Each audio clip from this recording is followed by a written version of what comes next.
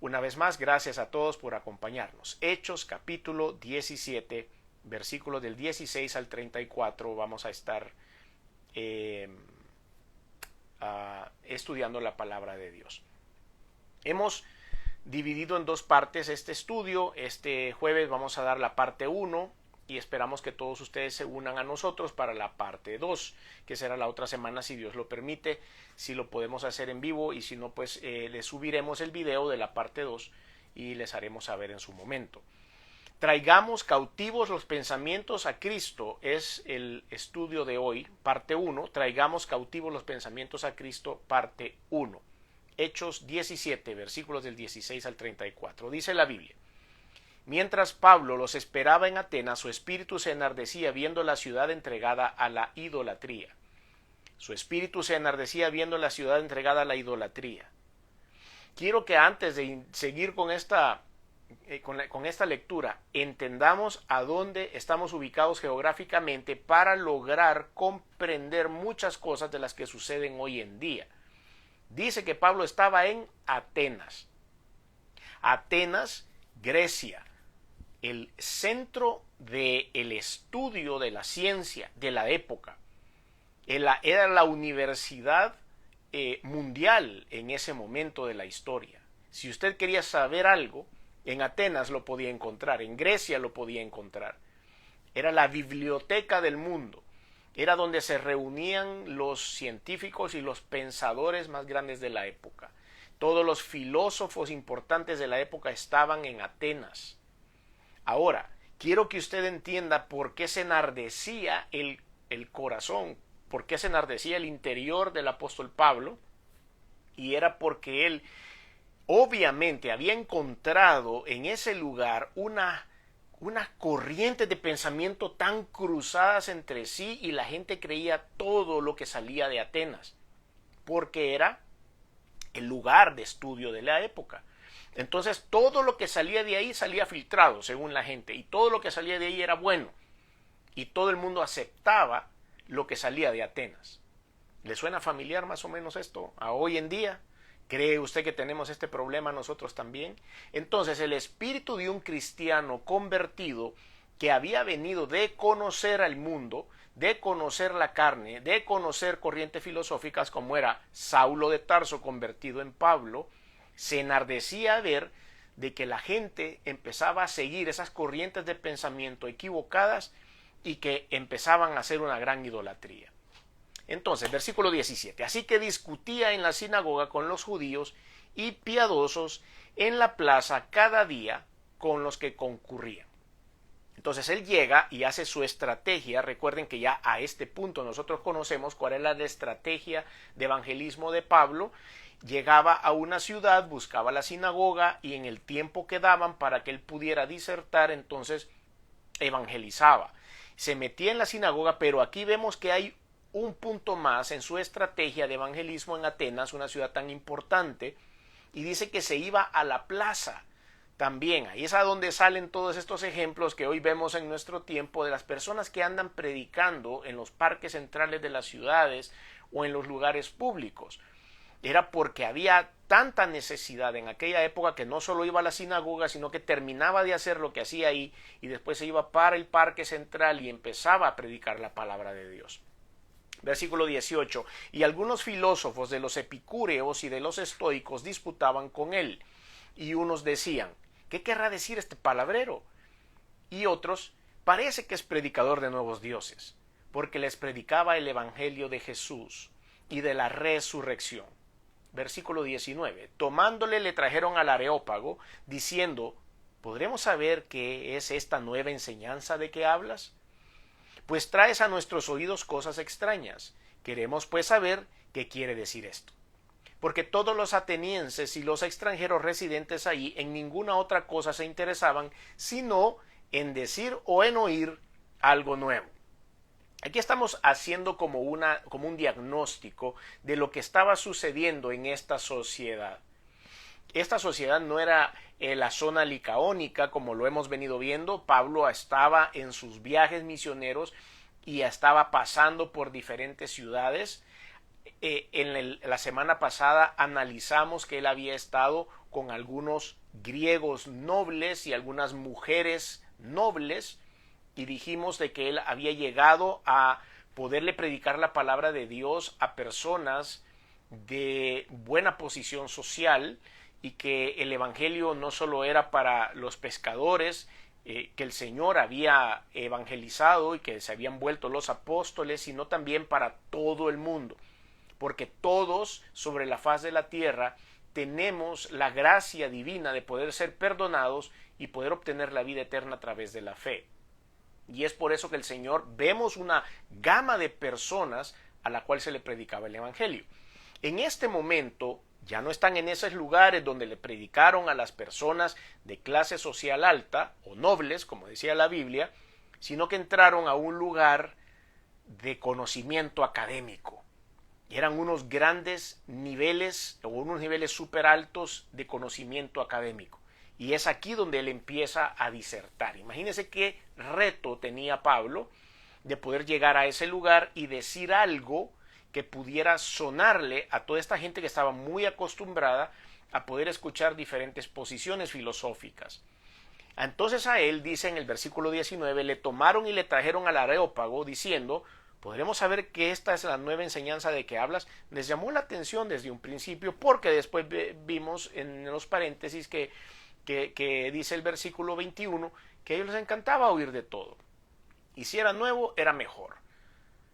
¿Parece familiar a lo que estamos usted y yo enfrentando en esta época, en el año 2023 en el que estamos ahorita? Verdaderamente la gente tiene ganas de oír algo nuevo, la gente tiene ganas de decir cosas nuevas.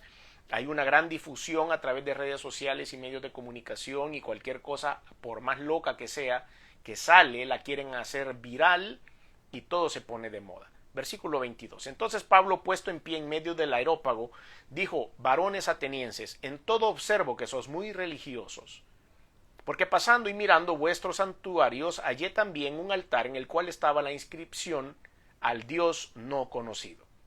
Al que vosotros adoráis pues sin conocerles, es a quien yo os anuncio. El apóstol Pablo, inspirado por el Espíritu de Dios, encuentra un nicho a donde poder predicar. Quiero explicarles lo que era el Areópago. El Areópago, o era también llamada la colina de Ares. Ares era una deidad griega de la guerra, que correspondería a la deidad Marte para los romanos.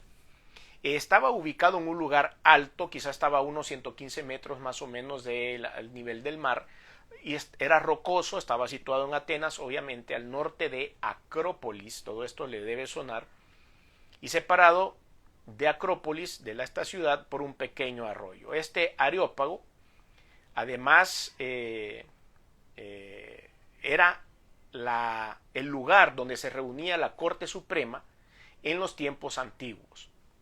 Era un lugar bien importante. Esa corte se componía de los patriarcas de esta ciudad, o llamados también aeropagitas, quienes en tiempos antiguos ejercían autoridad suprema en asuntos políticos y religiosos en esa ciudad. O sea, eran gente súper importante en una ciudad súper importante. Hubo épocas en que también tenía jurisdicción en asuntos criminales, es decir, ahí se hacía un juzgado probablemente en el Areópago. En tiempos novotestamentarios, o sea, en el tiempo en el que estamos, el Areópago todavía tenía mucha influencia en asuntos de educación, de religión, y era natural que en ese lugar hubiera intereses para las cuestiones religiosas y educacionales. Es por eso que cuando llega Pablo y da una nueva corriente de pensamiento, de inmediato lo invitan a este lugar. Fíjense ustedes que 500 años antes, en el Areópago, ahí fue el escenario en donde se hizo un juicio de condenación al famoso filósofo Sócrates. Todo esto se dio en ese lugar. Ese lugar era de mucha importancia, era clave para poder llegar. Si usted quería publicar algo, ese era el lugar a donde usted tenía que publicar, para que todo el mundo pudiese oír lo que usted tenía que decir. Entonces, había un miembro de los aeropagitas que fue el único que reaccionó y se acercó a Pablo. Vamos a ver un poquito de eso más adelante. Pero quería darles una introducción para que ustedes puedan visualizar cuál era la audiencia a la que Pablo le estaba predicando, el lugar a donde Pablo estaba predicando y el tipo de consecuencias que podía tener lo que él predicaba en la sociedad griega de la época. O sea, el lugar, esta escena es bien importante y el lugar es muy importante. Todos los grandes filósofos que después, por supuesto, estos atenienses habían aprendido, habían escuchado y habían creído, habían pasado por ahí, por el Areópago.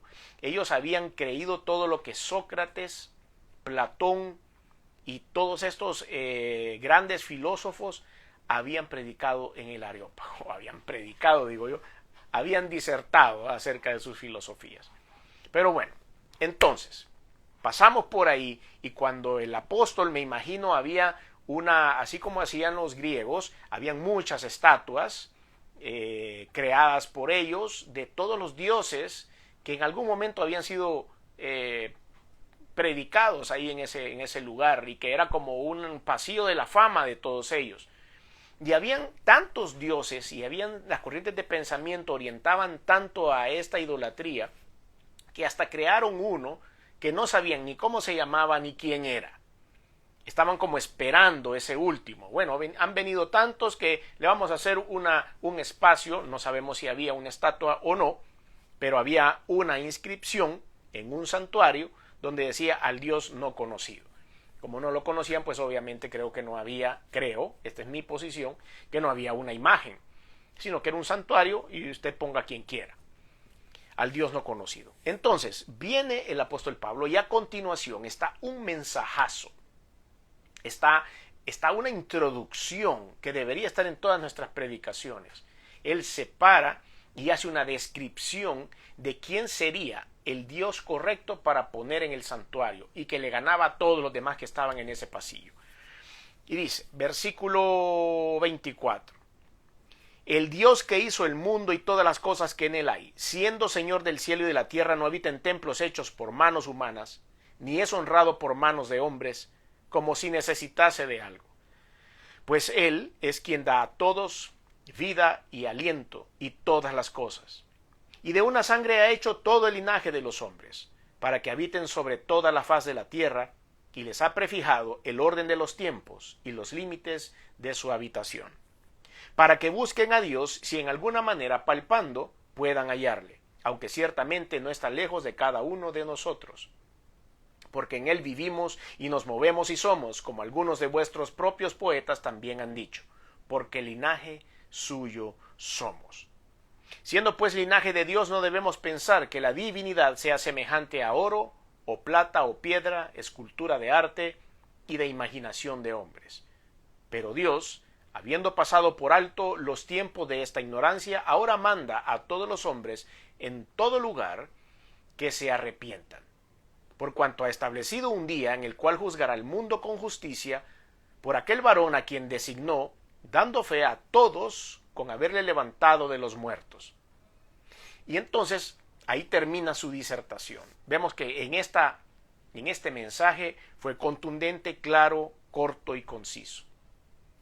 Todos los hombres estaban escuchando, todos los grandes pensadores, se les revolvió el cerebro en ese momento, el cerebro cambió de lugar, se volvió a poner en su lugar, cerraron los ojos y los abrieron, no entendían qué era lo que estaba escuchando sus oídos en ese momento, de quién le estaban hablando, cómo era que ese ser tan sobrenatural podía hacer todo lo que estaba proponiendo hacer, y algunos entraron en conflicto, obviamente, por sus creencias filosóficas. Por ejemplo, en el versículo 32 dice, pero cuando oyeron lo de la resurrección de los muertos, unos se burlaban y otros decían, ya te oiremos acerca de esto otra vez. Quiere decir que chocó esto, y vamos a ver por qué, chocó esto con la doctrina filosófica de algunos pensadores que estaban en ese lugar.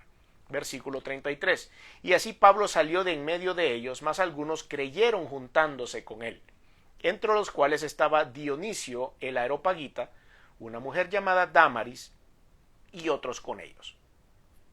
Este último versículo 34 es muy personal, esto es muy para mí, porque así se llamaba mi papá, ya fallecido hace 6 años, que Dios lo tenga en su gloria. Se llamaba Dionisio y a veces lo molestábamos y le decíamos que estaba su nombre inscrito en la Biblia. Dionisio el Areopagita era uno de estos personajes importantes en la Biblia que estaba a cargo del Areópago y que estaba como juez de la época. Entonces era una persona que no solo culturalmente era importante, sino también generaba algún tipo de servicio público y por eso era tomado como una persona especial. Él se convenció en la predicación del apóstol Pablo.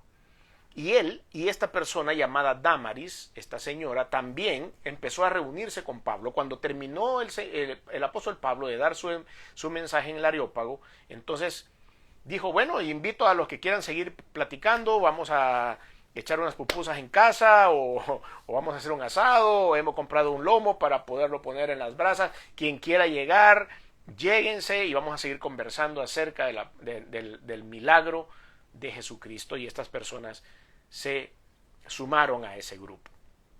Pero hay una paradoja, entonces quedó una paradoja de la ignorancia de la filosofía o del pensamiento humano con respecto a las cosas de Dios. Ahí quedó en evidencia algo que aún ahora luchamos y peleamos en contra de los pensamientos humanos. La filosofía es una utopía, es el endiosamiento del pensamiento humano, porque creemos que la observación humana, el análisis de la razón y sus consecuencias van a tener siempre superioridad sobre Dios. Y eso es un error, porque eso es lo que dice la Biblia. Las consecuencias de los pensamientos humanos, como el racionalismo, el subjetivismo, el pragmatismo y todas estas corrientes de pensamiento filosóficas, lo que hacen es alejar a los hombres de la fe. Entonces la utopía de la filosofía empieza a terminar en el endiosamiento del pensamiento humano. En los inicios de la historia humana fue así, entre los griegos y el resto de las naciones fue así. Entonces el poder del convencimiento, cuando se cree en el relativismo, el poder del convencimiento cuando se cree en el relativismo, nos hace algunas consecuencias a los seres humanos. El relativismo es aquella corriente filosófica que cree que todo es relativo, de acuerdo a mi manera de pensar, que lo bueno es relativo, lo malo es relativo, Dios es relativo y no hay absolutos nunca. O sea que lo malo puede ser malo para usted, pero no puede ser malo para alguien más. Lo bueno puede ser bueno para nosotros o puede ser bueno no puede ser bueno para alguien más. Entonces, las cosas son relativas, eso es lo que quiere decir esto, ¿verdad? Y eso no deja espacios para la verdad bíblica, porque la Biblia puede ser verdad, pero puede ser no verdad, porque la Biblia puede ser que diga las cosas buenas, o puede ser que no, o puede ser que haya castigo, o puede ser que no, o puede ser que sea cierto, o puede ser que no. El relativismo es un veneno porque mete la duda en la gente de si es o no es lo que estamos escuchando. La Biblia llama bueno a lo bueno y malo a lo malo. No nos deja opciones. Como dije en una predicación el domingo pasado, en el Antiguo Testamento el decálogo, los 10 mandamientos, no son consejos de vida para el pueblo en aquella época. Éxodo capítulo 20. Sino que los 10 mandamientos se llamaron mandamientos porque eran de estricto cumplimiento. No era un relativismo. No matarás, todo de acuerdo a cómo pensés. ¿Qué es matar para ti? ¿Matar será quitarle la vida a alguien? ¿O matar será nada más separar a alguien? ¿O matar será otra cosa? Es relativo. Como tú veas la palabra matar, entonces aplícalo. No, no era así. El Señor dejó una orden valga la redundancia, para el orden de los seres humanos. No matarás era una orden en ese momento. Después el Señor dijo en el Nuevo Testamento, un mandamiento nuevo os doy. Y reunió los 10 mandamientos, reunió el decálogo y lo resumió en 2. Y dijo, Amarás al Señor tu Dios con todo tu corazón, con toda tu mente y con todas tus fuerzas, y a tu prójimo como a ti mismo. Involucra la mente el Señor. ¿Por qué? Porque sabe que en la mente hay un espacio de juego para Satanás. Porque él sabe que la mente humana no para de pensar, no para de desarrollar pensamientos, figuras y cosas en su cabeza. Entonces dice, si tu mente está cautiva en los pensamientos de Cristo, vamos a avanzar correctamente. Es por eso que hemos titulado este mensaje, Traigamos cautivos los pensamientos a Cristo, parte 1. Es importantísimo que nosotros escuchemos la palabra de Dios antes de escuchar algunas posiciones filosóficas que lo que hacen, como el relativismo, es poner la duda. Esa es una de las estrategias de Satanás. El relativismo nos pone una duda diciéndonos, tal vez es cierto, tal vez es no, probablemente no te vas a ir al infierno, probablemente el infierno no existe, o tal vez sí. Y le deja a uno como en el medio, le mete la duda y uno lo que hace es mejor no creer. Y es ahí donde está el grave peligro del relativismo y de muchas corrientes de pensamiento filosóficos como los que he mencionado anteriormente. Si usted está interesado en poder escuchar más acerca de esta predicación, fue una predicación que usted la puede encontrar en el sitio web de la Iglesia Cristiana Josué Central, está en el canal de YouTube de la Iglesia y se llamó la prédica ¿Existe Satanás? Y hay una prédica una semana antes que se llama ¿Existe el infierno? Usted puede escuchar a su servidor explicar estos dos temas en estos dos mensajes bíblicos. Entonces volvemos a esto. El poder de convencimiento, cuando se cree en el relativismo, nos hace perder la razón. Nos hace perder la razón bíblica. Los griegos se creían innatamente superiores a los bárbaros, por ejemplo, porque creían que conocían más, que sabían más. Al ignorar que la causa o fuente de todas las cosas era Dios, ellos empezaban a creer que tenían el control de todo. Sin embargo, Isaías 44, del 12 al 17, nos dice, el herrero toma la tenaza, trabaja en las ascuas, le da forma a los martillos y trabaja en ello con la fuerza de su brazo, luego tiene hambre y le faltan las fuerzas. No bebe agua y se desmaya. El carpintero tiende la regla, la señala con almagre, lo labra con los cepillos, le da figura con el compás, lo hace en forma de varón a semejanza del hombre hermoso para tenerlo en casa. Corta cedros y toma ciprés y encina que crecen entre los árboles del bosque, planta pino que se crían con la lluvia, de él se sirve luego el hombre para quemar, toma de ellos para calentarse, enciende también el horno y cuece panes, hace además un dios y lo adora, fabrica un ídolo y se arrodilla ante él, parte de leño, quema en el fuego, como parte de él come carne, prepara un asado y se sacia, después se calienta y dice, oh, me he calentado, he visto el fuego, y hace del sobrante un dios, un ídolo suyo, se postra delante de él, lo adora y le ruega diciendo, líbrame porque mi Dios eres tú. Esta descripción del profeta Isaías nos hace ver cómo los hombres fabrican sus dioses de las cosas más comunes de la tierra. De un tronco puede sacar algo para cocinar, algo para calentarse y algo para adorar. Dijimos que al principio el herrero también puede hacer esto, hace mucha fuerza, hace esto hasta que se desmaya para lograr hacer un dios de metal. Pero esto no tiene fuerza. Esa es idolatría. Y como dicen algunos por ahí, bueno, vamos a sacarle todo a lo que hay en la creación y vamos a adorarlo. Esa es una necesidad que hay en los seres humanos. Nosotros nacimos para adorar.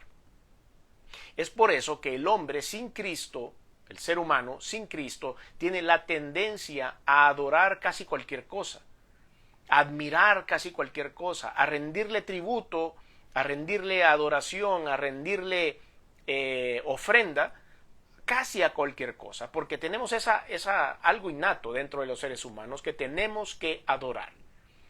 Pero nosotros estamos con ese chip de la adoración, pero debe ser enfocado únicamente al Creador. Así lo dice la Escritura. Pero cuando no tenemos el razonamiento inspirado por el Espíritu Santo o tenemos algunos pensamientos que no están cautivos en Cristo Jesús, sino están corrientes de pensamiento que ya conversamos, entonces adoramos lo que sea. El reconocerle atributos divinos a los ídolos, por ejemplo, el culto al liderazgo, algunas personas que son muy populares, incluyendo pastores o sacerdotes, el culto al dinero, que fructifica en la corrupción, el culto al sexo, que fructifica en la esclavitud de la lujuria, el culto al licor y las drogas, creyendo indirectamente que tiene más capacidad que Dios para darles alegría, culto al ego por los triunfos, que no es otra cosa que quitarle la gloria a Dios, culto a las distracciones, al ignorar el poder que hay en la diligencia en enfocarse a algo relevante como adorar a Dios, tener una vida espiritual sana, el amor familiar, ayudar al necesitado, tantas cosas. El reconocer atributos divinos en otras cosas diferentes a las de Dios, por ejemplo, cuestiones religiosas. En las cuestiones religiosas le asignamos cuestiones divinas a ciertos movimientos y nos olvidamos que es Dios. Por ejemplo, hay filosofías, aún dentro de las iglesias evangélicas, cristianas, protestantes, como usted lo quiere hablar, hay diferentes corrientes de pensamiento equivocadas, filosofías humanas, de personas que hicieron un análisis equivocado de las escrituras y creen que lo que se hace es correcto. En el libro de Ezequiel, capítulo 13, versículo 18, se menciona algo de esto y dice: y di, así ha dicho Jehová el Señor, hay de aquellas que cosen vendas mágicas para todas las manos y hacen velos mágicos para la cabeza de toda edad, para cazar las almas. ¿Habéis de cazar las almas de mi pueblo para mantener así vuestra propia vida? Esas vendas mágicas o esos velos mágicos a veces los hacemos en las iglesias y decimos, no, mire, usted tiene que orar. Yo he escuchado gente que se dicen profetas de Dios, evangélicos, que le dicen a uno, mire, usted tiene que poner puñitos de sal en todas las esquinas de su casa y andar con una flor ahí especial que ellos dicen, y usted ande con un cartucho por ahí, por allá, y órele al Espíritu Santo para que... Eso es una farsa, eso es una mentira, es una corriente filosófica equivocada. Esas son las vendas mágicas de las que habla el profeta Ezequiel. La unción del Espíritu Santo no necesita ningún objeto intermedio.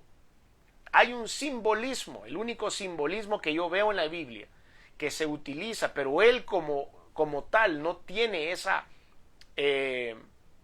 no es una poción mágica, que es el aceite de olivo. El aceite de olivo se utilizaba en la Biblia como un medicamento, como un sanador, y se usaba simbólicamente por los sacerdotes para poder ungir a las personas como un símbolo del aceite de la unción del Espíritu Santo. Es el único recurso físico que se puede ver evidenciado en la Escritura. Pero de ahí, después de ese, no hay ningún otro. No hay nada. No puede decir que como los calcetines del pastor han de estar benditos porque el pastor los usó para caminar por el mundo predicando la palabra de Dios. Eso no es cierto. Es un gran olor que deben tener los calcetines del pastor utilizados para predicar. No es cierto. No puede ser que tengamos una camiseta sudada por un cantante famoso y que porque como está sudada el cantante entonces vale más. Ese tipo de cosas no podemos. No hay, como dice la Escritura, vendas mágicas ni velos mágicos. La unción del Espíritu de Dios es aquella que vamos a encontrar estando en su presencia. Son filosofías huecas de algunas iglesias y de algunas corrientes de pensamiento religioso que están equivocadas. No enseñan el pecado y la solución para no estresar a la congregación. No le dan esperanza de la vida eterna para no enfocarlos solo en la vida eterna, sino en el bienestar material. Esas nuevas revelaciones que dicen algunos que han tenido. Hace poco vi a una pareja, esposo y esposa de predicadores, que estaban promocionando una campaña que iban a llevar a cabo en un país. Y en el banner de presentación estaba la foto de los dos, y él y ella se ponían Arcángel fulano de tal y Arcángel fulana de tal. Ya no hayan que inventar ahora para poder sonar más pomposos ni más importantes. Hijo de Dios, hija de Dios, predicador. Eso es todo lo que debemos hacer. No tengo que ponerme apóstol, ni discípulo, ni arcángel. Este es el colmo ya.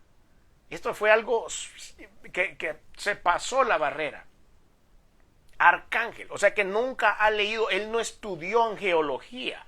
Este pastor no estudió angeología, no sabe lo que significa esto, ni cuál es la diferencia que hay.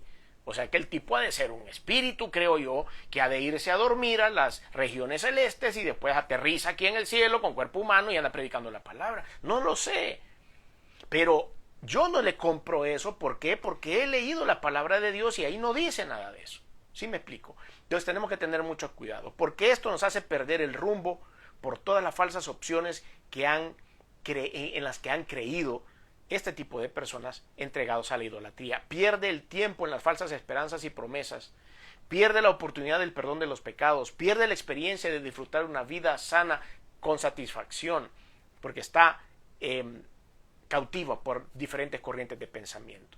El dolor por ver a un pueblo inteligente esclavizado por la mentira de Satanás, como nosotros vemos a nuestra sociedad hoy día, eso nos debe mover a predicar la palabra bíblica, no lo que yo creo, no mi posición relativista, no mi posición subjetivista, no mi posición pragmática, ninguna de estas cosas. Es necesario que yo pueda transmitir la palabra de Dios.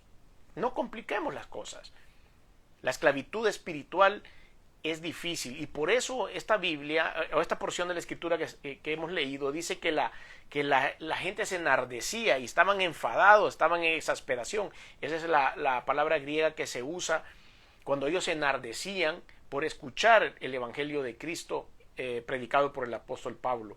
Era una suciedad, era una ciudad populosa y la centralización del pensamiento humano estaba ahí, pero no estaba orientado a Dios.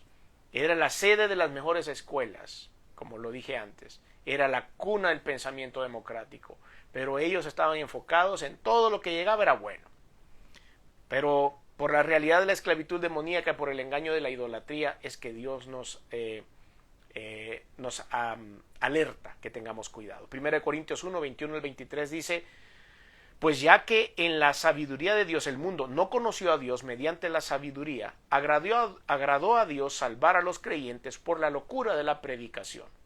Porque los judíos piden señales y los griegos buscan sabiduría. Pero nosotros predicamos a Cristo crucificado. Para los judíos ciertamente tropezadero, para los gentiles locura. Y eso es exactamente lo que el apóstol sintió cuando predicó en ese lugar tan importante para los seres humanos de la época, pero muy pocos recibieron el mensaje, por ser testigo de la deshonra más grande a Dios entre los que se creen más sabios e inteligentes. Entonces hay una necesidad de hacer la apologética y la predicación para traer cautivo todo pensamiento a Cristo.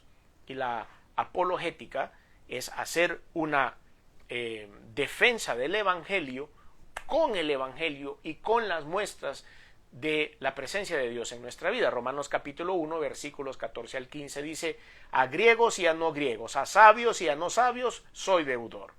Así que, en cuanto a mí, pronto estoy a anunciaros el Evangelio también a vosotros que estáis en Roma, escribió el apóstol Pablo a los romanos. Entonces la apologética se viene a ser como un debate, un discurso en defensa o alabanza a Dios. Y esta palabra discutir con argumentación razonable puede traer algunos problemas o, por supuesto, va a traer alguna discrepancia. En diferentes ambientes, como aquí lo podemos ver, con los religiosos judíos, con los griegos piadosos, con el pueblo en general, con los intelectuales incrédulos de la época, todas estas discusiones llevaban a ese punto. Y Pablo se tomaba el tiempo de poder llevar hasta el final esa discusión, de manera que todos quedaran claros de qué era lo que se estaba predicando. ¿Quiénes estaban involucrados aquí? Como leímos, habían dos corrientes de pensamiento que menciona el relato bíblico, que eran los epicúreos y los estoicos. Estos dos corrientes de pensamientos, estos sabios, si quieren entre paréntesis, ahí entre comillas, estaban sentados en ese lugar. Los epicúreos eran seguidores de Epicúreo de los años 341 al 270 a.C. y defendían la tesis hedonista, la búsqueda del placer como fin supremo de la vida. Su ideal era la paz del alma, o también llamada ataraxia, en la que radicaba la felicidad mediante la sabia ponderación del goce y del prudente dominio de sí mismo. El alma humana o material, afirmaban ellos, está constituida por átomos que se separan al cesar la vida y así el alma se desintegra. Por eso, en la porción bíblica que ustedes y yo hemos leído, recuerdan que al final decía, cuando habló de la resurrección de Cristo, estos saltaron y dijeron, sí, ya te vamos a oír hablar de eso, no queremos escuchar nada acerca de la resurrección de Cristo. ¿Por qué? Porque para los epicúreos, el alma cuando moría se separaba en los átomos, se cesaba la vida y se desintegraba el alma. Entonces ellos no creían en la resurrección de Jesucristo. Los estoicos eran seguidores de Zenón, eran panteístas de moral elevada, y el panteísmo significa que Dios y el mundo son una misma realidad y todo es Dios y todos somos dioses, y se tenían que poner a tono con el alma del universo, que creían en un Dios impersonal.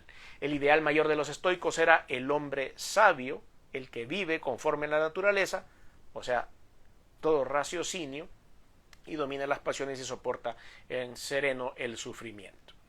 El fin supremo de su ética era la felicidad, que consiste en vivir conforme a la virtud, que es hacer el bien. Era único quizás que tenían bueno ahí. Entonces el propósito de la apologética o la defensa del evangelio es abrir el interés de las personas. La burla es la cobardía de la persona que pierde el debate. Entonces nosotros tenemos que debatir con la palabra del Señor.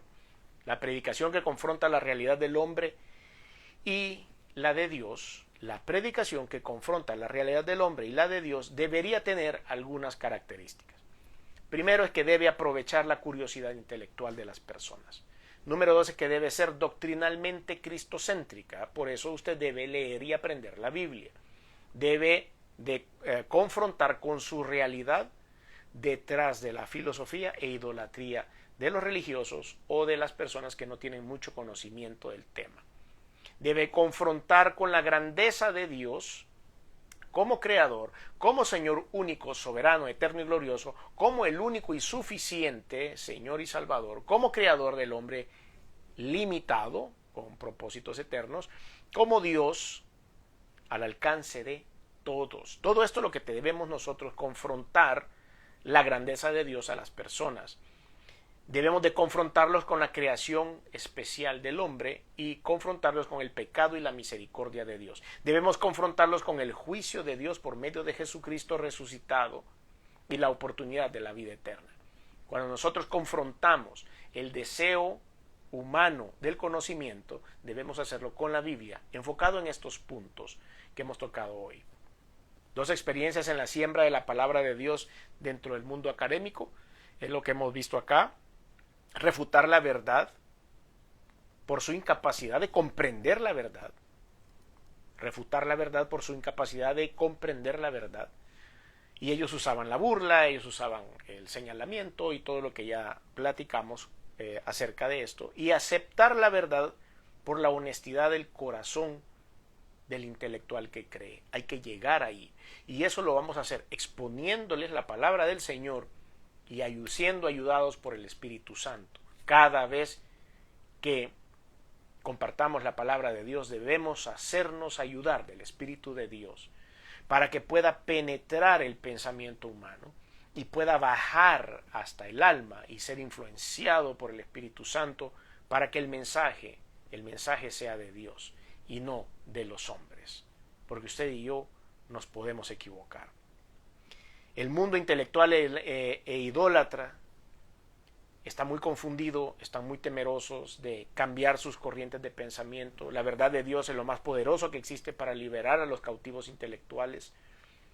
Y eso es lo que nos encanta hablar con los intelectuales, nos encanta disertar acerca de las corrientes de pensamiento versus la fe, porque muchos de ellos no creen, porque hay que ver, porque son existencialistas, porque son realistas, porque son como dijimos hace un momento, porque son personas que necesitan un concepto para creer.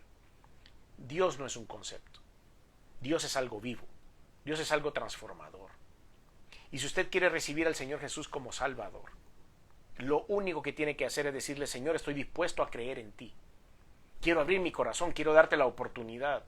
Porque ahorita los conceptos, tanto lo que hemos escuchado hoy como los conceptos que el mundo me vende, quedan aquí al nivel de la mente. Pero la fe hay que bajarla hasta el espíritu e invadir nuestra alma de la fe. Y eso lo va a hacer si usted le dice al Señor Jesús que quiere que sea parte de su vida. Por eso le invito a que hagamos una oración. El resto lo hará Dios. Nosotros no podemos. No podemos perdonar pecados, no podemos darle la llave para entrar a la vida eterna. Eso lo hace Dios en una relación personal con usted.